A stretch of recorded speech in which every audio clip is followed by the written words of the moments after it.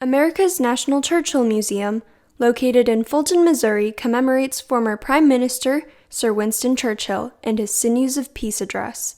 While the museum has a meaning of its own, there is a surprise factor to it. America's National Churchill Museum is connected to the Church of St. Mary the Virgin Aldermanbury with an extensive, inspiring history of its own.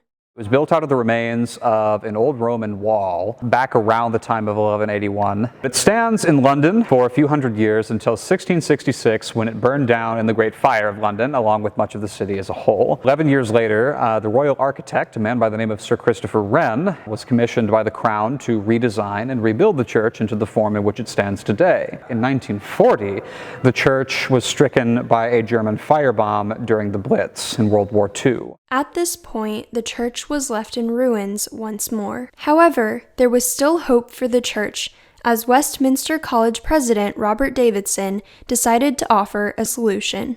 Whenever he heard that the British government was just going to be demolishing this church, he decided to say, well, why not bring it over here? So he got together a group of individuals and they launched a fundraising campaign to raise $17 million in today's money to bring the church over from London here to Fulton, Missouri. They literally disassembled all 7,000 stones of the church, and then they reassembled it here like a giant jigsaw puzzle, and then all of the necessary restoration work was performed from 1961 to 1969. Besides being another part of the museum, the church is also connected to Churchill. Churchill himself actually gave his blessing to the project in the early 1960s. However, Churchill would not live to see it completed, as whenever the church was finished in 1969, it was opened up alongside the Winston Churchill Memorial and Library, which would eventually morph into America's National Churchill Museum. I remember fondly the first time I ever came on campus to see this remarkable Christopher Wren church rebuilt to honor Winston Churchill. The history of it is really just kind of overwhelming when you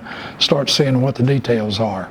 I think the thing that makes this church very unique is the audacity of a small town college to ask the British government if they can just buy this church off of them, and then not only propose that, but then actually do it, is something that I think makes it very special.